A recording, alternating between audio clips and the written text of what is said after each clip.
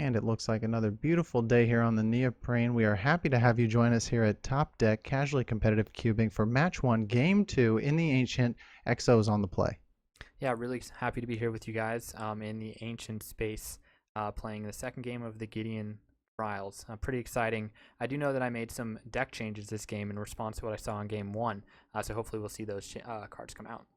Yeah, what do you remember what you added in there? Is it to address the millstone or the grindstone? Yeah, I brought in a Goblin Tinkerer and I brought in red. Like my original first game, I had no red at all, and then I brought in red, I think, just for Goblin Tinkerer. Nice. I think that's a good move. So I'm happy with my blue, green, white hand here. And there it is again, that grindstone. What a turn one threat. Expect to see it here right now. Yep. That is a really good top deck, something that if it's not in your opening hand, you want to draw it turn one, and you drew it turn one, so that's really nice. And extra style points for casting it off of the Savannah there. Yeah, feels pretty nice. All the original dual lands, of course, available here in Ancient. Yeah, and I like your Grindstone, but I want a stone as well, so I'll cast a Felware Stone. Not too bad. Another one of my favorite artifacts there from back in the day. It's gorgeous. Yep, a nice little bit of ramp there, and will help me cast my spells a little bit faster. Yeah. So, game two. How's these trials treating you so far, XO? Are you having fun yet? Oh yeah, I very much enjoy seeing these games in action after drafting. I do wish that I won that first game ever in the trials. That's a pretty big game to win, and you got it. But hopefully, I can at least make the patch difficult for you here today and get a dub here with this deck. Yeah, every match can go to a max of 3 games. So if you take this one, we are going into the sudden death match. Yep, for the first patch in the Gideon Trials. That was a bit of a tricky play. I used the Keldorn outpost, floated a plains, stacked it, then tapped 3 to make a 1-1. So it's a really roundabout way to get a 1-1 onto the battlefield. But Keldorn outpost is a pretty sweet card, and a 3-mana 1-1 in Ancient is not so bad. Yeah, it's very difficult to get a 1/1 out for that cheap, just off of a land ability. Yeah, Even in any time, really. yeah, it's really nice that I can just now constantly make cheap 1-1s at instant speed. A little expensive sacking the land, but I don't think it'll work out for me. I like it. It's a good way to play it. Yep, getting in with 1. So there's the first damage on the board for this game.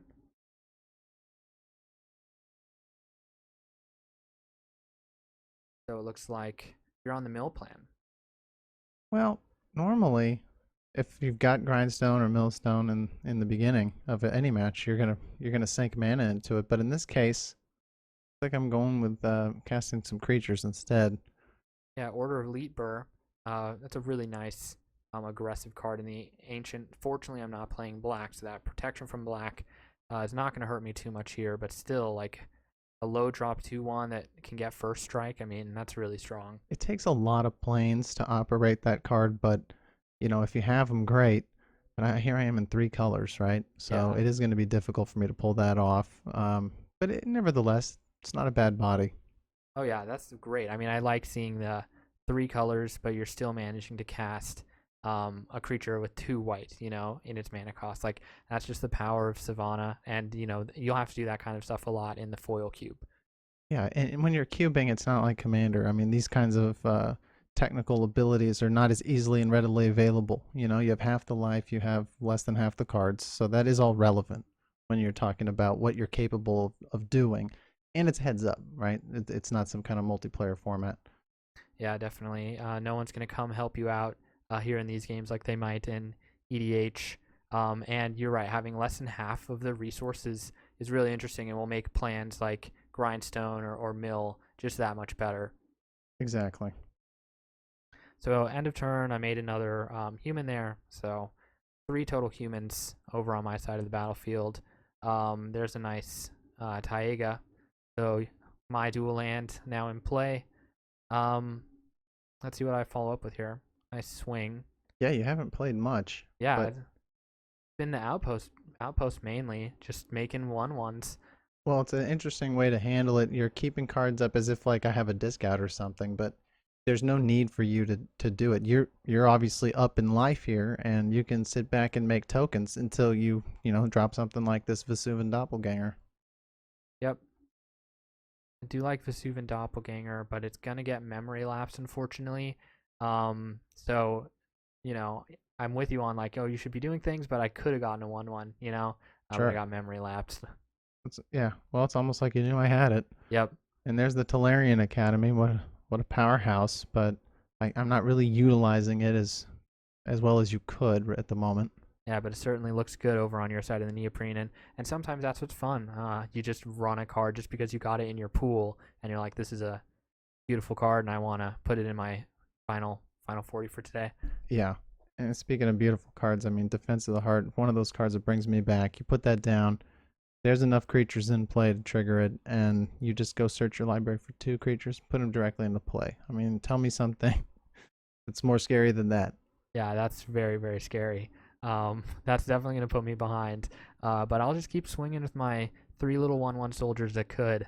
They certainly have gotten in for a lot of damage. But yeah, Defense of the Heart. My card not doing quite that much. Doppelganger here. What a gorgeous card. Always has been, always will be. Yeah, that's one of the cards that the foil cube can't have because there aren't foil printings with that card. Brutal. But man, and if there were foil printings, they'd probably be very expensive. But man, that is a really nice card to have access to. Nice, unique card for the Ancient Cube. Yeah, we do like the concept of having the same cards in both versions in both cubes Yes. for top deck purposes. Yeah, call that top deck cannon. Two nice hits there. Yeah, great hit. I get the legendary Lord of the Leaves and the Kesa. So my green creatures are bigger. Gaea's Embrace, making the Enchantress bigger, triggering the draw card. I Yep. mean, my side's really happening. Yeah, you are making lots of moves right now. This is a pretty big turn. I like the Enchantress thing you got going on. Yeah, always enjoyed drawing cards for casting enchantments. It just feels correct. It feels like ancient magic. Yeah, enchantments for me are hard. Honestly, I've tried to make them a thing in my cube, and I just don't get them. Like artifacts, I get, but enchantments, I don't get. Yeah. Well, it's definitely a different style, but you're the kind of guy who likes to play more from the graveyard than from the library, and that's also a different style. So it's just Yep. part of the reason I love this game is how many different ways you can approach it and still come up with effective strategies. There's that red card Yep. you mixed in between games. Nice drafting play there on your side, EXO. Yeah, I really like that. Also from like a cube design space, like um, allowing your drafters to find sideboard cards and maybe make deck building decisions about what colors they want to play in order to bring in sideboard cards. And it's cool seeing that here in the Ancient Cube. I agree. And it looks like I got another artifact in hand here with that Wheel of Torture. It's basically an expensive black vice, but go ahead and pull the trigger on the Verduran Enchantress instead, making my Enchantress team even more enchanty. That's a beautiful Enchantress team. Might be a bit more win more, but it looks really nice. And you do have the Embrace in hand, so you can just immediately get value off of it. So it just looks like a really nice play. You're already also it feels like you're very far ahead with that Embraced Enchantress. Yeah, absolutely. But you got to be careful what you're targeting with sometimes. And I don't know, I kind of wish maybe I held on to that Gaze Embrace. I didn't necessarily need to cast it when I did. I did want to draw a card, but I don't know. I kind of feel like that was a misstep on my side there. Looking at it in retro, it's always easier to critique yourself than when you're in the moment Oh and yeah, trying to and going for the victory. You know. definitely, definitely. It's easy to see the plays here, but when you're actually sitting in that seat making the decisions, it's a little bit more difficult. Yeah, we are playing for serious prizes that we definitely want to obtain. So the pressure is on. I'm gonna go ahead and lose my grindstone here to that Goblin Tinkerer, but not actually because grindstone only costs one, right? So your Right. Goblin Tinkerer is only gonna take one damage Yeah, for using his ability there. and he's a 1/2, so he survives. We'll fix that here in a second. I mean, but wow, like how good is that? It's even better than what I thought it was. Yeah, I mean he'll take out Soul Ring, no problem. He'll take out a lot of very powerful artifacts. But yeah, Millstone, Whetstone, they're a little too powerful. He'll kill himself if he tries to tinker Yep. with those bad boys. Yeah, but Grindstone, I think we've seen, it won a game, very powerful. It's showing it's a real threat here in the Gideon Trials. So the Tinkerer being able to take it down is really interesting, and he gets to stay around, and maybe he can get another artifact later on if that matters. So Right. But see, I'm not necessarily on the mill plan deck here. I've also got a significant board presence, so I could just win the good old fashioned way, yeah, smashing with big green and white creatures. yeah. So you're probably okay losing the Grindstone here because you clearly have a creature backup plan that's going to get the job done, and that Enchantress strategy has been working. Like you definitely have the biggest, scariest creature on board, and it's been getting in for a lot of damage. That's true. I like But the Aura Thief here. yeah, very interesting. You would steal my global enchantments Yeah. or locals as well. And my understanding is it like just like I would gain control of your auras, Yeah, but I don't get to move where the aura is. It's just like I get its green devotion, you know? sure. But Still pretty neat. yeah. Yeah, it's a nice card. And it's a 2/2 flyer. So maybe I can get over the top. I mean, we're really close here on life with a 9 to 11 life total here. I definitely want this win. I don't want to give you an early patch this easily. I want to put up a bit more of a fight than this. Absolutely. Dropping the wheel torture. They're crowding the neoprene even further. This is a really close and very wide game here the Ancient Cube is putting on for us. So hope you folks at home are enjoying Top Deck and what we do here, showing off cards in ways that you maybe haven't seen them before in a cubing environment. Yep. Do love just playing these cube games and hoping you guys are enjoying watching it. And maybe think about cubing yourself. It's worth it. Yeah, it is definitely worth it. I mean, you don't need to necessarily build a 450 card super cube. You can really just use things that you have in your garage, in your closet, laying around. And if you've got some material that you can spread out in a way that's somehow making fun games, I think you can put together a cube pretty easily. Actually, I mean, you don't need too much to get a design that is playable. Yep. But we've put in a lot of effort to bring, I mean, the best that we can possibly come up with here. Yeah, we certainly have, designing and playing these cubes. I mean, just the games and the competition, it's all very fun. And it comes solely from like the cube design, that's at the bottom of everything here. And there's no pre-con cube. You can't go out there and just buy yourself a cube experience. It's something that you're going to have to build yourself. So Yeah. this is always built, not bought. Unlike Commander, this is something that you've got to put a little bit of extra effort into. And we're trying to show you guys here that it is well worth it if you're into this game a little bit, like we are. Yeah. Yeah, we're a little into this game, I think. Just a little bit. It's pretty fun. I play it occasionally.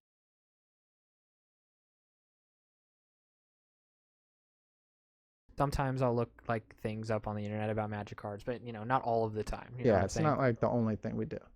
Yeah. So I'm thinking about pretty complex block here. A lot of power coming my way. I know I want to block the flyer with my flyer. I mean, that's kind of why he's here. And the biggest thing I'm noticing right now is your land is all tapped, and that means your regener is vulnerable. So basically, Yeah. no matter what, I want to take the regener off the board pretty much no matter what it costs me. Yep. And I'll block the flying because I can. And so this is a pretty big combat. Right. Your Vinsuv in there is a Kesa, right? It's a Right. copy of her, so it's a 2/3, and then you throw two additional 1/1s under there, and then my regen creature is vulnerable as a 4/5. Yep. So that's pretty big. Taking that off the board, that was my probably one opportunity in the whole game that I'm ever going to get to do it. And that might just be enough to start swinging things in my favor. That was by far the card I was most concerned of throughout the duration of this game so far. Yeah. I mean, it would have been a totally different outcome had I put the Zephyr's Embrace on the Ephemeral Enchantress there, and she would have had two different embraces. Yeah. And could regen and has hexproof. Yeah. I mean, stacking those auras is really, really strong. Yeah. I thought it was the right play at the time, but I think it's clearly proving to be a mistake here, as I have no regen shield on the Enchantress. I really should have left that up. Yeah, bloody attack here. The Um, carnage, just look at it. I mean, definitely not the outcome I wanted, but you have to be aggressive if you're going for the win here, yeah, especially once your grindstone's in the graveyard and your opponent is definitely online. yeah. We're both doing what we want to be doing. The life totals are low enough that these big combats are huge. Like 9 to 11 here. Um, so it was a pretty good combat. Well, there's just some pretty amazing non-basics showing their face in this game, and I love to see it. Non-basics is one of the hardest things I have to deal with when it comes to designing cubes. I don't know about how it is for you in foil, but I assume it's one of those spaces that you have to be you end up spending a lot more effort into than you'd like, right? Oh, I love non-basics, and the longer the cube has been around, the more slots I'm devoting to non-basics. So it's more than just lands that fix your colors as well. Like Maze of Ith, for example, like Mm-hmm. lands that don't even tap for mana. Um, those are really really good, and you need a lot more slots for just lands than you would think, and they do really look good. On the neoprene, like we saw that outpost in the beginning of this game, do a lot of work. Right. So I really like the concept of non-basics that don't necessarily meet color requirements for a player, but they're very tempting. Think of like Ancient Tomb or something like that. I right. mean, it's something that it's like you can put it in a lot of different situations, but it's going to cost you, especially if you're in too many colors. But This this is just a storm yeah. of bad news for LTD. Yeah, so My goodness. Yeah, so last turn was pretty good for you with that big attack, and now this is my recovery. And Karmic Guide's really leading the way. Yeah, you've got two karmic guides coming in. You doppelgang one, and then you've got your dance of many. But you actually don't end up really wanting to cast it because Yeah, it's just too expensive yeah. I to. start to think about all the Echo that I'm gonna own, and I'm like, actually, never mind. That's a lot of Yeah, you got 10 Echo on deck. Of course, you don't have to pay it, but I mean, being able to dance of many, just one of them even again is just insane. yeah, yeah. I mean, there's no reason to do it all in this one turn as well. Like being able to get the Doppelganger Karmic Guide this turn, and then if something happens with either of those two pieces, Dance of the Many can just do the same thing again. So it's better to keep that in my hand. So I was just getting a little greedy there, you know? Like I saw all these cool things I could do. Right? Well, this for sure is just not the turn one grindstone game I thought we'd see. I thought that that would be much more impactful, but you made that mid game edit there. You got in the Goblin Tinkerer. He did his job, Yep. and then this turns into quite the creature battle here. And I gotta say, your side is just really scaring me. But at least I have some answers. Go ahead and swords that Ore Thief so he does not trigger, and I get to keep my enchantment. Yeah, that's nice. Nice card interaction there with the removing from game of the Aura Thief. Love to see that kind of stuff here in the ancient space. But yeah, I couldn't agree more with what you were saying there. Yeah, and swords for sure has got to be in the foil cube, right? I mean, total classic cube card. Yeah, it's not swords. Basically, I had room for swords or path, and I chose path. Oh, I think I okay. like searching for a basic a little bit more than gaining life. Sure, Like sure. the ideas of being able to path your own creature for land, that's more interesting to me than like pathing my own creature for life. But I didn't. Both of them are too good, you know, like because that is really premium removal. It's some of the best removal in the entire game. Oh, for sure. And you got to be careful with how much of those you put in.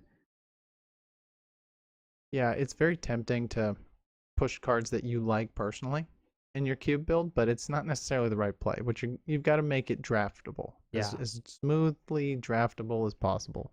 yeah, definitely. And you want to be able to deal with creatures, but if your cube has just the best removal suite across all of the colors, it's like okay, creatures can't really do anything now. So you gotta you gotta run good creatures, you gotta run good removal. But I think removal you gotta be a little careful with. Where with creatures, I think you can push those a little bit more. Yeah, yeah.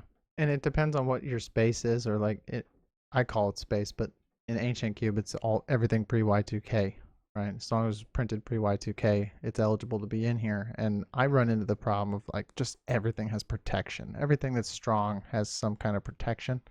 And for cube play, we both agree on this that we don't really like protection as a concept. Yeah, yeah. Protection is a really like unfun way to lock a player out of a game. If it's like you're the black drafter because you just happen to be sitting in the black seat, and I draft a card that says protection from black, it's like, well, cool. I mean, I guess I lose this game. You know, like I can't interact with that. I can't block it. Like there's no interaction I can do, and I get punished for drafting the colors that I drafted. Yeah, sometimes you just have to play a card or a type of card to realize how unfun it is. But we leave that up to, it's personal taste, right? And Yeah, for us personally, it's a no-go. yeah. I do like talking about the space that your cube can pull from. And the space that my cube can pull from is just foil cards, which is a constraint. Like there are lots of nice cards that are printed in Commander Set or Jumpstart or something like that that just don't have foil printings, and because of that, they can't be in the cube. So it is a restriction. For sure. Swing in here, of course, with a 2/2 flying protection from Black Angel. Um, and that's going to get through. Yeah, I think the Aviary is buffing it, right? Yeah, it hits all the creatures. All the creatures with flying. Yeah, so that's like a nice white card that says every creature gets flying. I like that. It's kind of like slivers. Like everybody gets this benefit. Mm-hmm. And I'm very appreciative of it. So thanks for the extra flying power. Oh, no problem. I really ran it so that in case you aura thiefed it wouldn't be a problem. Yeah, it is. It does have good interactions with Aura Thief because it doesn't matter whose side of the battlefield it is. But the problem is, I think I have more flyers than you right now. Yeah. The problem is I put Zephyr's Embrace on the wrong target. I should be having a 9/9 flying hexproof trample regenerator right True. now, but instead I've got 5 life. I'm looking down the barrel of a, I don't know, 4th or 5th karmic guide at the moment.